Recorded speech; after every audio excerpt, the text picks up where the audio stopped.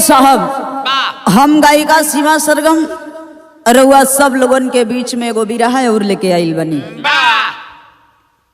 आंसू entertainment banner तले जेकर निर्माता बड़का भैया राम जन्म यादव हुवन और आशीर्वाद में कल्पनाथ यादव, दशरथ कवि, सहयोग में बेचू यादव, रंजीत यादव, लोरिक यादव, जितेंद्र यादव एडवोकेट,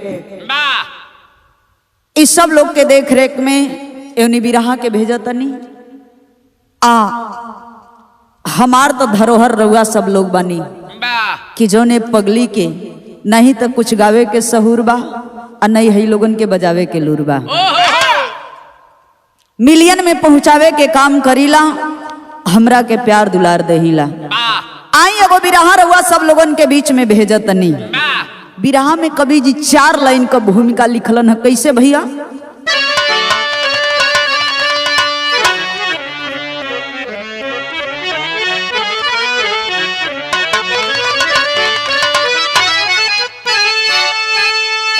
कांपता है गगन कांपती अंगधरा, पाप से आज कंपित हुआ है जमाना। कोई अपना पराया न पहचानता, होकर हुआ खुद ही अपना बेगाना। क्या कहूँ क्या लिखूं कल्पना क्या करूं, अरे रूह कंपित हुआ दिल द्रवित हो रहा। राम निवास गम में कलम रो पड़ी, आए खुदा इस जगह पर कहाँ सो रहा।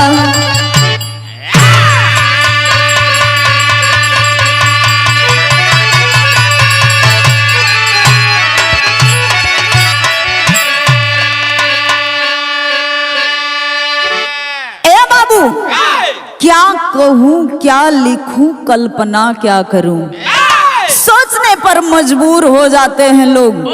बाहरे दुनिया और बाहरे दुनिया का लोग। बिरहा में एगो कव्वाली का टुकड़ा लग गया भैया। वाह,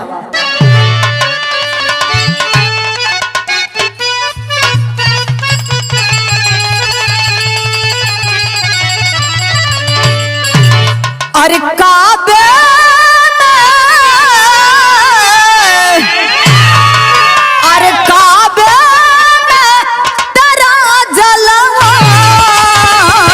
काशी में नजारा है।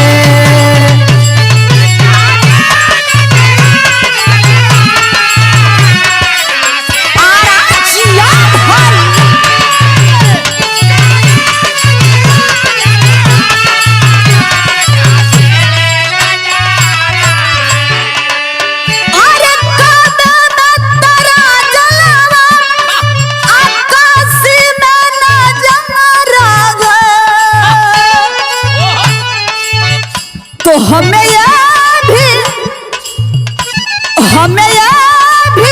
प्यारा है, हमें वो भी प्यारा है। हमें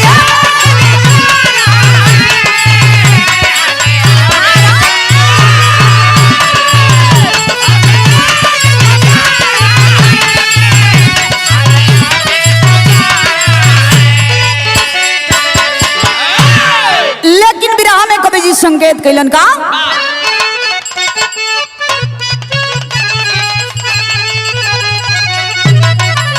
अरे गम में गमगीन हुई,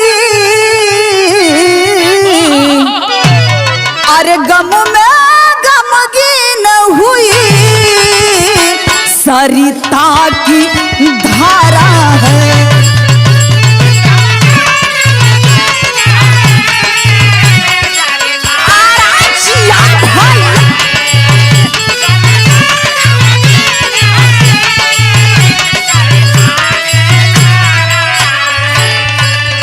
अरे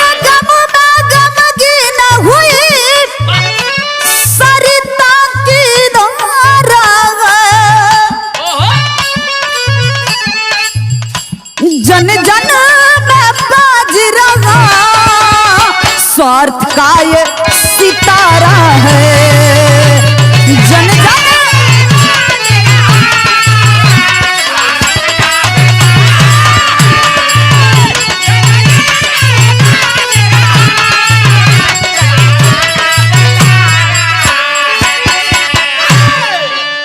कहे से हम मजबूर हो गए भैया, जन जन में बाज रहा स्वार्थ का सितारा है।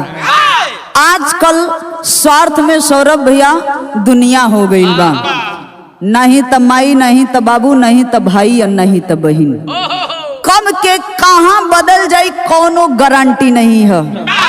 हम कहिला, हम तो अपने रोवा पे विश्वास नहीं करीला कि साला कब टूट के गिर जाई कोनो पता नहीं है। यही लते भैल का भैया बिरहा में नजम का लाइन लगल, बिरहा का कहानी शुरुआत हो गई।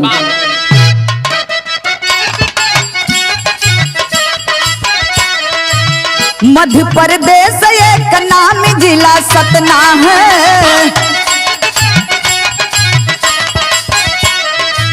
ग्राम दरियापुर की यार सच्ची घटना है। खसूसी गांव में किसान दो परानी थे, गरीबी झेलते वो सहत परेशानी थे। लाल दो पैदा हुए घर में खुशी छाई है, बिहसते पति पत्नी बज रही सहनाई है। बाप मातारी के विक्रम विनोद प्यारे थे, बाप मातारी के विक्रम विनोद प्यारे थे, रामू रेखा के दोनों आंखों के तारे थे।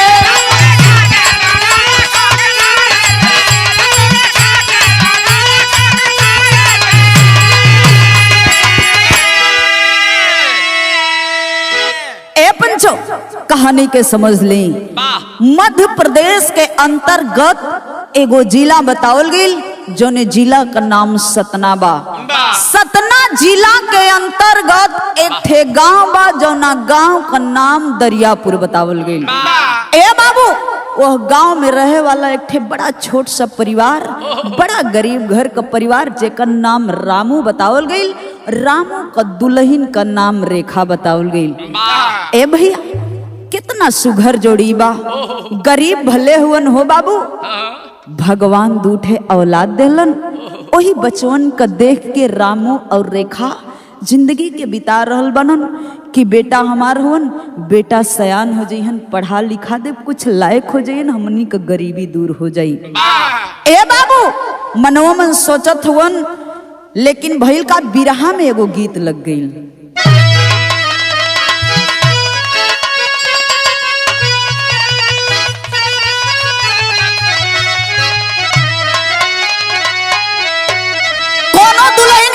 वेदना बा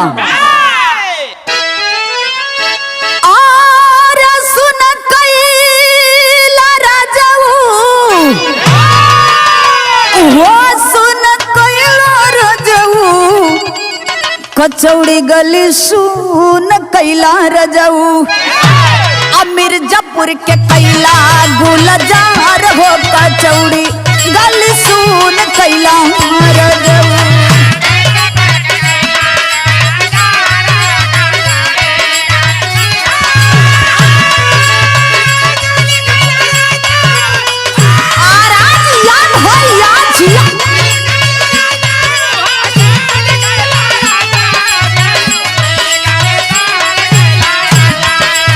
मिर्जापुर के कैला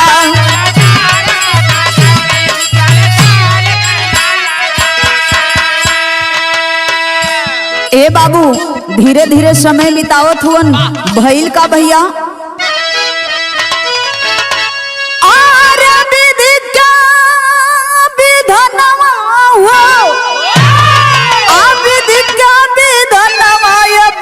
बदलल विधि के विधनवा, धीरे धीरे बीतल कुछ दिनवा, बदलल विधि के विधनवा।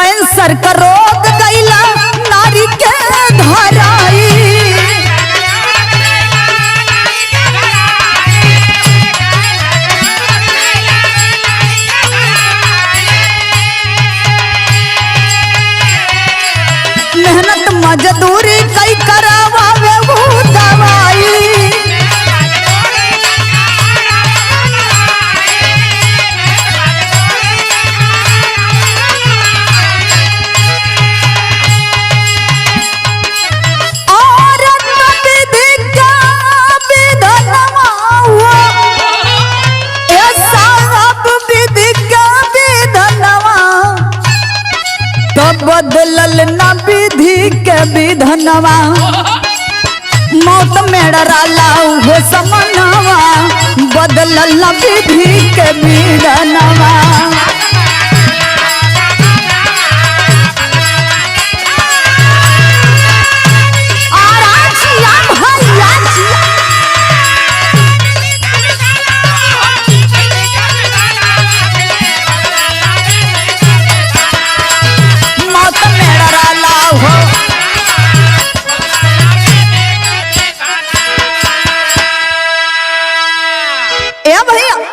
धीरे धीरे सामू और रेखा अपन जिंदगी बिता रहल बाड़न, लेकिन अचानक एक दिन रेखा का तबीयत खराब भइल। सोचे लगलन रामू कि ले चल के दवाई दियाई। ए भैया गरीबी का हालत बा, जाए के कोनो झोरा छाप डॉक्टर से दवाई दियलन। कुछ दिन बीतल बा, 10 दिन 15 दिन बीतल, हालत में सुधार नहीं आवत बा। जोना डॉक्टर के यहाँ से दवाई लेत रहलन, कलन की डॉक्टर साहब कलन की भैया तो कोनो बढ़िया हॉस्पिटल में जांच करवा के तब इनकर दवाई लिया बा। ए भैया रामू रेखा के लिया के गईलन हो, आ जब जांच भइल हो बाबू तो डॉक्टर बताया इन्हें कैंसर की बीमारी हो गई है। ए भैया रामू का लगल बा कि पहले तले जमीन खिसक गईल हो बाबू, आंख में आंसू बा। यह रेखा सोचत बाड़ी कि हमार दोनों बचवन का हुई। ए भैया रामू रोवत हुवन, और रामू के आंख में जब आंसू देखली है रेखा हो बाबू, रेखा जाके अपने अचरा से रामू का आंस पोछती कथी सैया मत रवा, हमार 2 बचवा हुवन न, यदि तू अधीर हो जीबा तो हमार बचवा का सचियन संसैया समझावत तड़ी। आ रेखा अपना पति रामू से कहत तड़ी, का कहली भैया,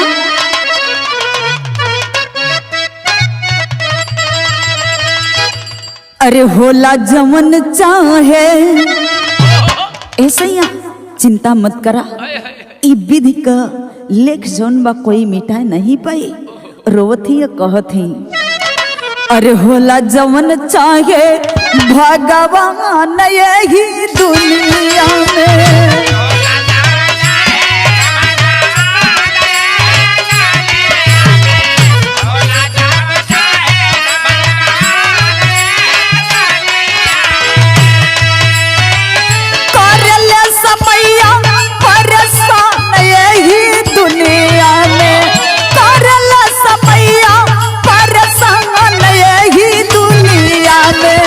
होले जवन चाहे भगवान यही दुनिया में।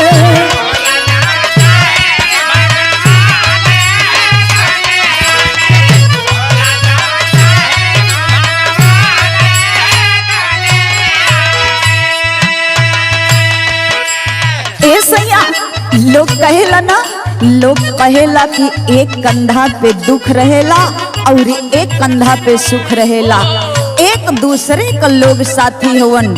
ऐसे हम ठीक हो जाए, तू रोवा मत, तू चिंता मत करा।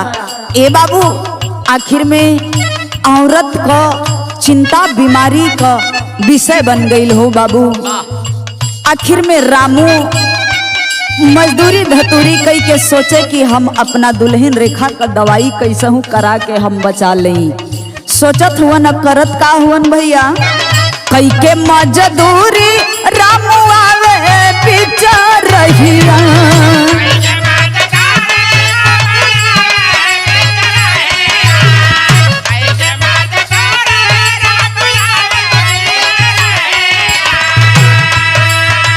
भइल एक्सीडेंट बड़ी जोर बाबू तहिया,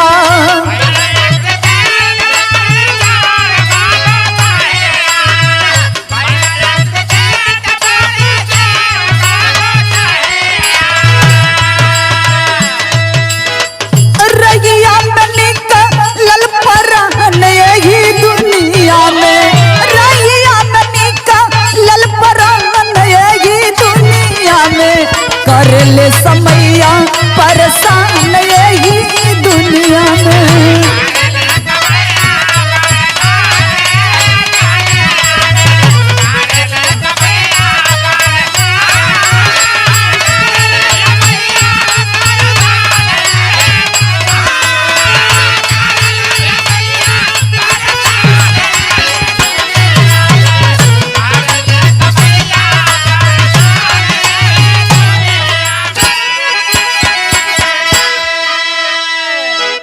बाबू देखे रामू गइल हुवन मजदूरी करे, मजदूरी कई के लौटलन ह, साइकिल चलावत हवन आ सोचत हवन काश हमार दुल्हन रेखा ठीक हो जैती, हमार रेखा दुल्हन ठीक हो जैती तो हमार बचवा टूअर ना होता सब। ए भैया इहे कुल सोचत हुवन और साइकिल चलावत जात हुवन, तबले एगो ट्रक वाला आइल। ट्रक वाला अचानक सामने पड़ा और रामू को कुचल करके चला गया। ए बाबू जब रामू के कुचल दिहलस हो भैया, दुल्हन रेखा के पता चलल कि हमरे सैया के एक्सीडेंट हो गई बा। ए बाबू ओ बीमार औरत घर से निकलती है, आइल बा देखत बा कि भीड़ लगल बा, हजारों हजारों का भीड़ लगल बा। ओ बाबू भीड़िया के चीरत गइल बा, देखत बा कि हाथ कट के अलग बा, सिर कट के अलग बा, लगल रोवे। ओ बाबू सैया ये हालत में हमके छोड़ के चल गईला, दोनों बचवन के टूरा बना गईला। ओ सैया आखिर में ये बचवन के लेके बीमारी के हालत में कौना डारी लगबो सैया, कौना डारी लगबो सैया, एक बार बोल देता सैया, बता देता कि हम का करब ये बचवन के लेके। ए बाबू लोग समझाओ थो कि रेखा जौन होके के रहल तौन तो हो गईल ना। ए बाबू हम बहुत बहुत अभागन बने बाबू, एक तो हमार बीमारी, छोट छोट बचवन के लेके कौना जगह जाइब हो भैया, हम कहा करब हो बाबू। अखिया में आंसू ले करके रोत ही भैया, बिरहा में गीत चेंज हो गई।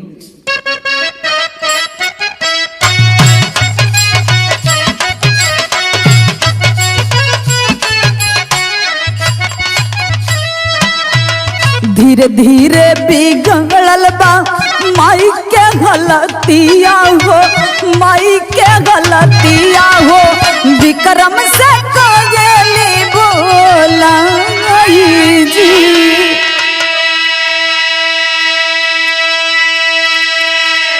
ए बाबू पुलिस के लोग गइलन, उल्लास के इकट्ठा करके पोस्टमार्टम खातिर भेजवा देलन। यहाँ रेखा का हालत धीरे धीरे खराब होत बा। ए भैया जब लाश मिलत पोस्टमार्टम कई के, तब देखी यहाँ रामू का अंतिम दाह संस्कार हो गई।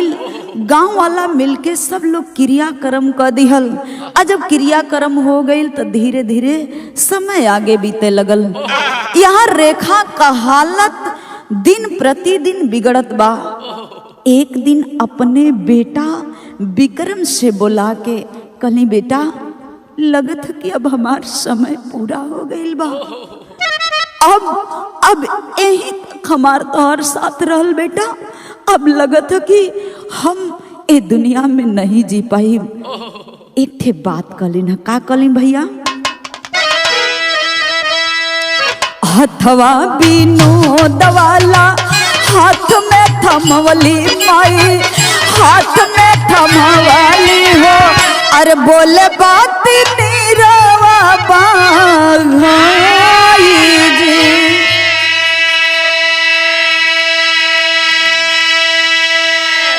बाप मातारी बनके करिहा पलनवा ये बेटा, करिहा पलनवा हो, कहता सुगनवा गए पाराई जी।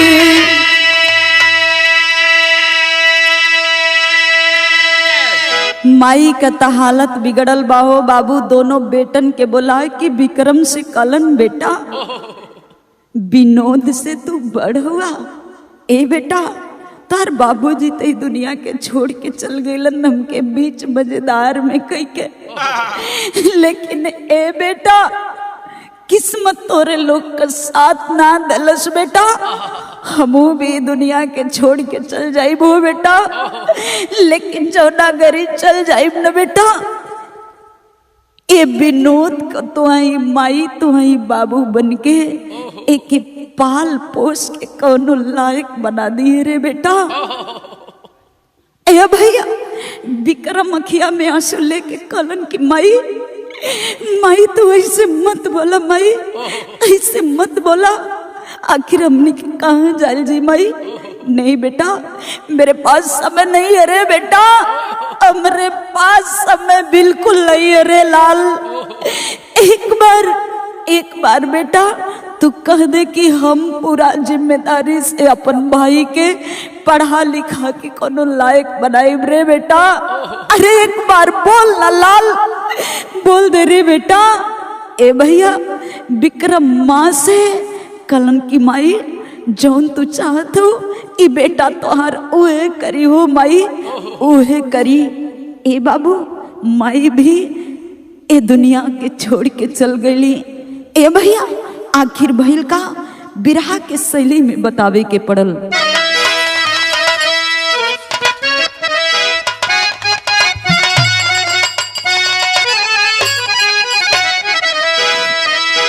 अरे बेगाना बन के रोवे जिंदगी, अरे हो बेगाना बन के रोवे, बेगाना बन के रोवे जिंदगी, गुलिस्ता बिलख उठा जब माली हुआ रवाना। ए बाबू बेगाना बन के रोवे जिंदगी, आखिर में माई ये दुनिया के छोड़ के चल गई। दोनों बचवा माई के लाश पे गिर के रोवत हुन। गांव वाला इकट्ठा भइलन कलन के अरे बेटा ए दुनिया में जे भी आइल बा एक न एक दिन जाए के जरूर बा, तो चिंता मत करा। गांव वाला हुन न तोहार साथ भरपूर दिहन। ए भैया आखिर में देखी रेखा का भी अंतिम दाह संस्कार हो गई। गांव वाला मिलके जौन भी आटल बाटल क्रियाक्रम क के यहाँ देखी फुर्सत हो गई। ए भैया धीरे धीरे अब समय आगे बढ़े लगल। कुछ दिन केहू के घरे मजदूरी धतूरी विक्रम करे लगलन। सोचत हुवन कि माई के हम जबान दिले हैं, विनोद के पढ़ावे लिखावे के बा, कुछ लायक बनावे के बा। विक्रम के दिल में तरह तरह का सवाल उठे कि हम माई के जबान दिले हैं, यदि भाई के हम पढ़ाई लिखाई नहीं कोनो लायक नहीं बनाई तो हमार जबान फेल हो जाई।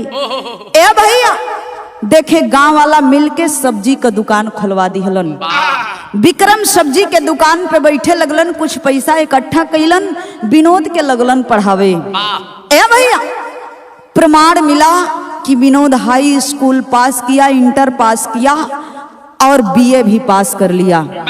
और जब बीए पास कैलन भैया तब देखी भइल का बिरहा में गीत लग गई।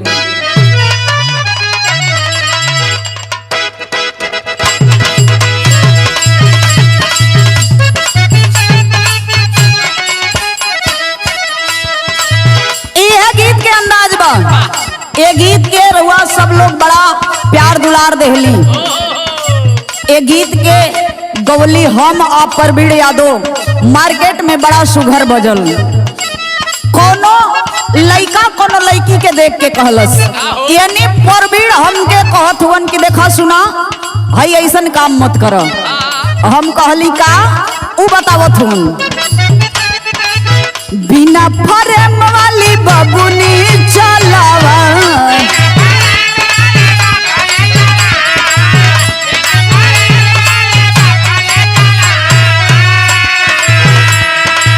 घाही हो जाई सामान के बचावा।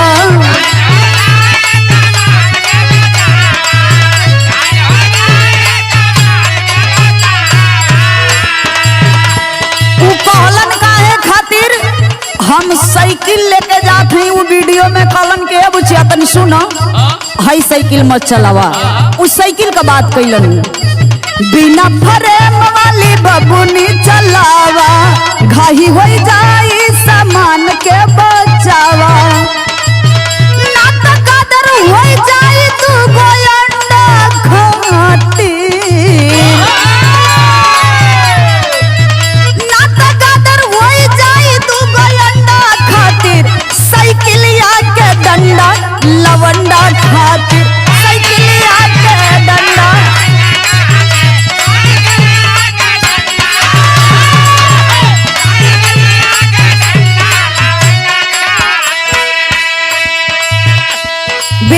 देखने वाले साथी गौर करेंगे, समय धीरे धीरे बढ़त बा। अब विक्रम शादी के जोग हो गइलन, जवान हो गइलन।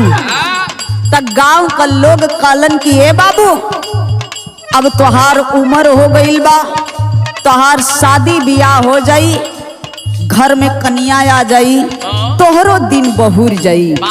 ए भैया, विक्रम विनोद दोनों जने मान गिलन। विनोद कहलन भैया घर में भौजाई आई, अब भौजाई का हाथे का खाना खाई तो हमहू कुछ मोटा जाई। भैया देखी गांव वाला मिल के ले जाए के विक्रम का मंदिर में शादी कर दिहलन। आज जब मंदिर में शादी कैलन हो भैया, कन्या जब घरे आइल, सुहाग रात के समय बा। विक्रम जब घर के अंदर गइलन तो अपना दुल्हन से एक ठे बात कहलन। का कहलन?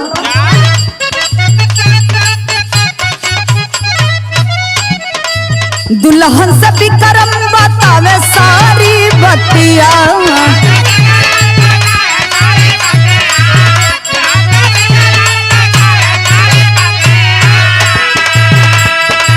हवा विनोद तमाई वाली थतिया,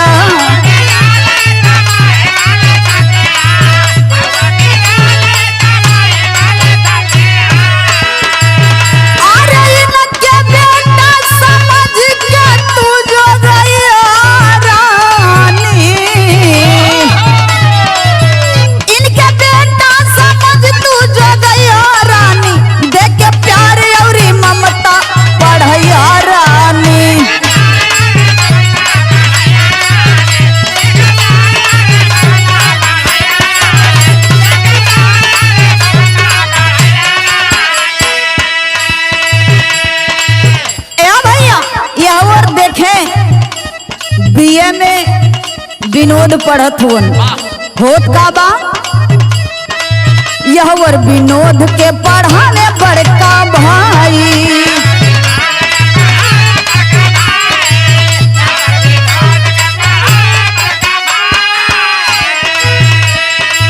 जब सरकारी वाला दिखल धराई,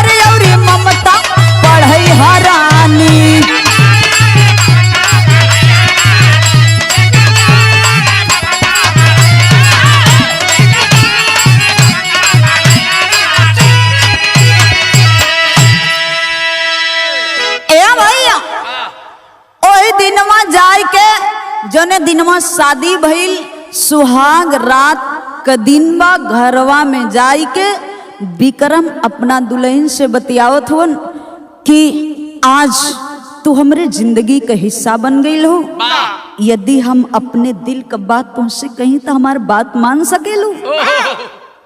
कलिन की सैया पति परमेश्वर होला, यदि आपका बात हम नहीं मानब तो आखिर केकर बात मानब। ए भैया, विक्रम के आंख में आंसू आ गई जब दुल्हन का बतिया सुनलन। हा विक्रम कलन देखा, हमार बाबूजी रोड एक्सीडेंट में ए दुनिया के छोड़ के चल गईलन।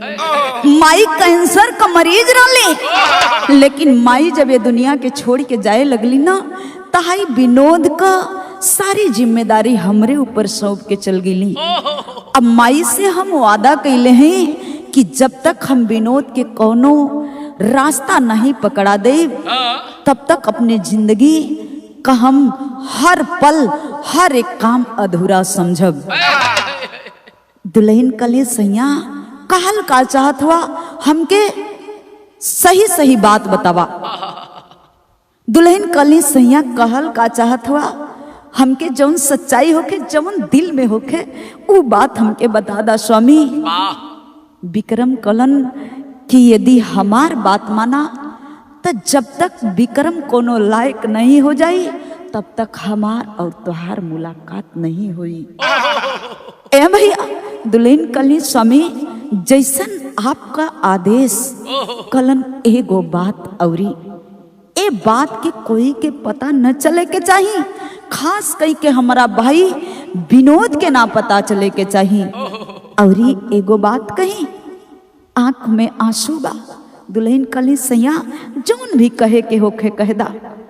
कलन की देखा हम अपने विनोद के भाई जैसन नहीं बल्कि बेटा जैसन पल्ले हैं, तो तुझसे भी हमार यही निवेदन बा कि हमरा विनोद के तू देवर मत समझिया, अपन बेटा समझ के ओके पलिया और पोसिया। ए भैया दुल्हन कले की सैया जौन राउर आदेश रही उसे बेसी हम कुछ नहीं चलब। भैया धीरे धीरे समय आगे बढ़े लगल। आ देखी उहे बीए करत विनोद सफाई कर्मी में भर्ती हो गईलन। आ जब सफाई कर्मी में भर्ती भइलन त देखे आज विनोद खातिर नगदाहरू आवे जाए लगे लगलन। देखारून का लाइन लगे लगल कि ये भैया हो सको तो विनोद को भी शादी बियाह कदा, नहू को उम्र समय हो गईल बा। ए भैया विनोद का भी शादी हो गई। आ जब विनोद का शादी भइल त देखी विक्रम का दुल्हन विनोद से कहलिन कि ये सैया अरे इतना दिन तो हमनी का दूर रहली, एगो काम कर दा। का कहली भैया विदेशिया के अंदाज में,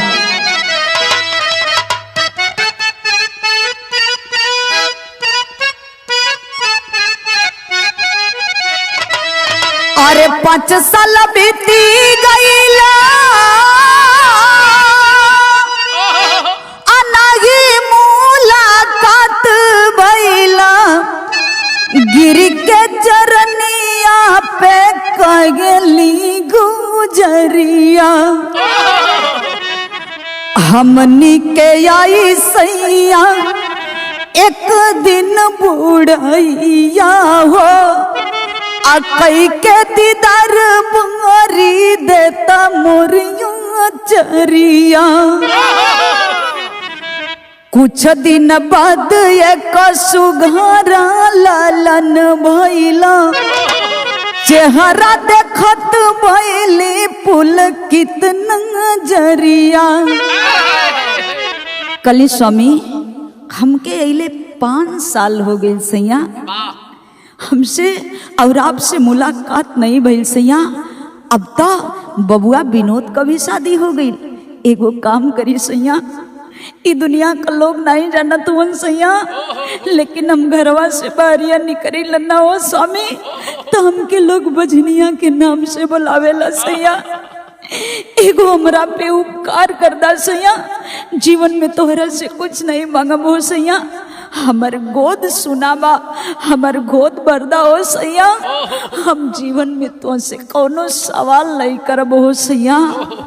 हे बाबू विक्रम कलन, अरे पगली तू पागल हो गई बाड़ू, दुनिया जौन कहत बा कहेदा, आपन सबकर सुनल जाला लेकिन आपन वाली करल जाला। समझावत होन देखे हो भैया भगवान का मर्जी, एगो बड़ा सुघर बेटा का जन्म दिहली। आ जब बेटा भइल त इधर भइल का, अरे यहाँ वर देवरानी के बिटिया ना बेटा भइला, जलली देख के कैली पति से जी करिया। ए भैया विक्रम को दुल्हन बड़ा एगो सुघर बेटा का जन्म दिहलिन। लोगन में खुशियां, गांव वाला सोचत हुवन चला खुशी का बादर मेड़राए लगल, सब लोग खुश हुवन। ए भैया धीरे धीरे अब 7 साल का समय बीत गई। जब 7 साल का समय बीतल तो यहर विनोद के नहीं तो एको बेटी नहीं तो एको बेटा। एक दिन लड़का दुआरे पे खेलत बा, विनोद का दुल्हन विनोद से कहलिन कि देखी ना हमरा गोद में नहीं तो बेटी बा नहीं तो बेटा बा, कैसों भी करके हमार अचरिया भरदा हो स्वामी। दोनों लोग बतियावत होन, यहर भइल का भैया अल्लाह के लाइन में प्रमाण मिलल।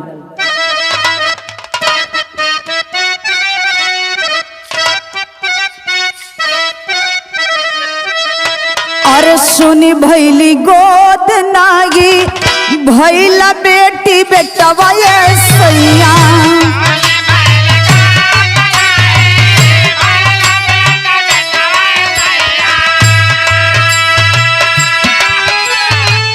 सुनिए विनोद सजना बतिया गमा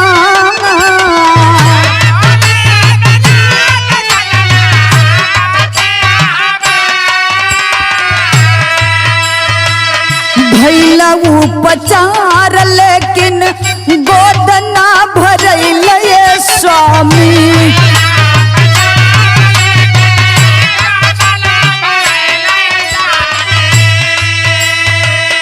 नाया ओझा बाटे कांतापुर के मजार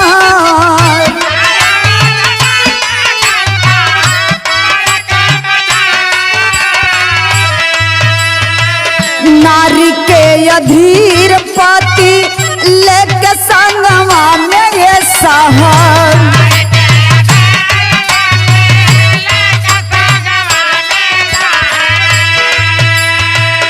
काहे वो जकोखिया माराइल बात तो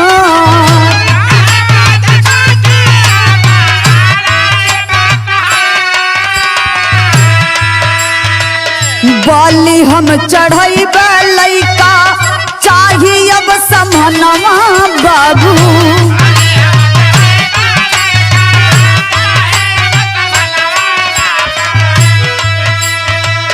पति या पत्नी चलल कई के मन विचार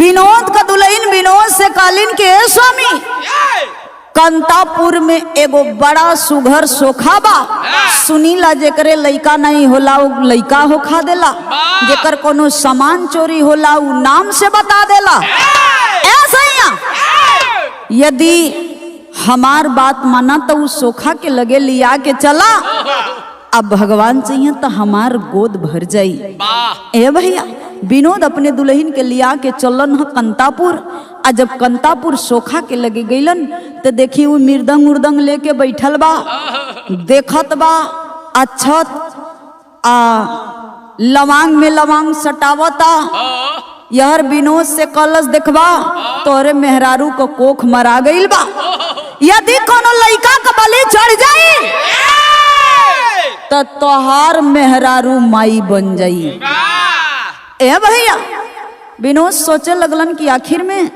हम लइका का बलि कहां से देई सोखा से कहलन कि हमरे बस का बात नहीं बा सोखा कहलन कि देखा खून का बदला खून चाहेला ए भैया वहां से हाथ गोड़ जोड़ के मेहरारू के अपने लिया के विनोद चल देहलन मेहरारू यार लगल मुंह फुलावे कहलस कि देखा यदि हमार लइका नहीं भइल तो हमसे बुरा कोई न होई आ नहीं तो हमार बात माना तो एगो काम करा तोहरे भाई का बेटा बा तोहरे भाई का बेटा ये कही गो बा ऊ यदि बलि चढ़ जाई तो हमार लइका हो जाई आ जब हमार लइका हो जाई तो जितना घर दुआर खेती बाड़ी बा उ हमरा लइका के नाम से हो जाई हमार बात माना यह एगो काम कदा ए भैया भैल का खड़ी के अंदाज में बतावे के पड़ल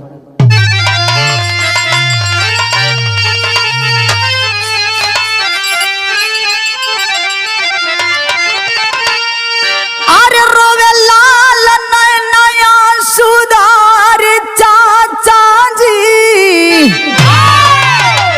ए बाबू कहानी के समझ ली ए भैया गौर करेंगे घर में अलन ह अपना भाई के बेटा के बहकाए के दोनों प्राणी दूसरे दिन फिर चल देहलन सोखा की यहाँ आ जब सोखा की यहाँ गईलन हो बाबू सोखा धारेदार चाकू पहट के तैयार कैले बा धार लगा के तैयार कैले बा हो बाबू ले जाके ओ आबोद बचवा के आगे कपूर जला करके, अगरबत्ती जला करके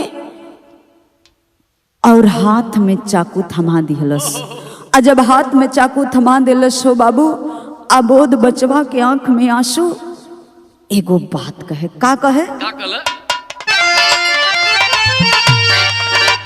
रोवे लाल नया सुडार चाचा जी, काहे बन गईला कसैया हमार चाचा जी।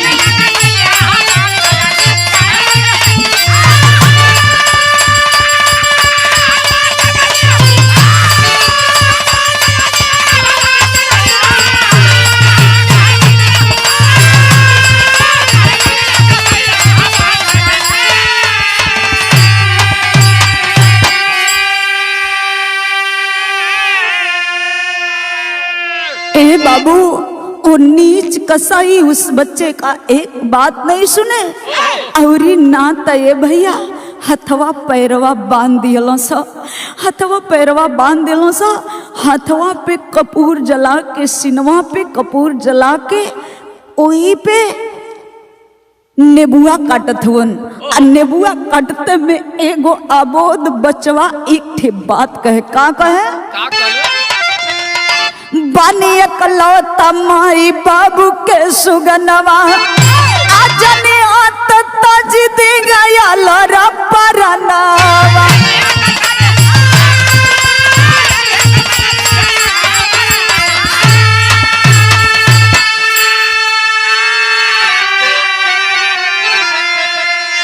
गर्दन काटी वो जा मारी के कटार चाचा जी, काहे बन गईला कसैया हमार चाचा जी।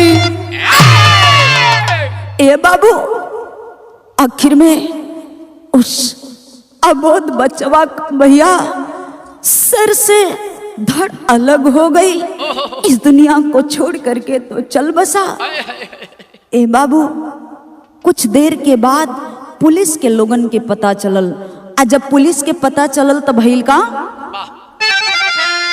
पुलिस प्रशासन आइला पाई के खबरिया, जेल में विनोद के ले गईला वही घरिया।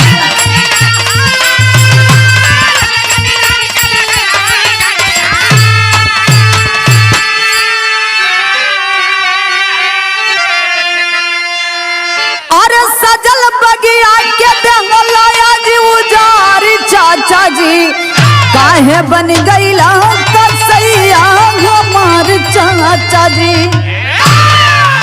प्रमाण मिला उस सोखा को और विनोद को, विनोद के दुल्हन के लेके गईलन, जेड़ावे खातिर गईलन। गांव का लोग इकट्ठा भइलन, कलन की अरे कहा विक्रम जौन भाई तोहरे संगे ऐसन काम कैलस, इतना घिनौना काम कैलस ओ भाई खातिर। ए भैया यहर विक्रम के अखिया में आंसू बा। कलन की चाचा तोरे लोग भले ऐसन कहत हुआ, लेकिन हम माई के जमान देले रली कि हम अपने जियत विनोद की कबो दुख में नहीं रहे दे। आखिर में बारे भाई वो कैसा भाई था, लास्ट में बतावे के पड़ल। गुर बिहारी गुर गणेश गुर रामलाल मोरबा का, स्वर गए कवि चंदिका बच्चन का विजय पताका।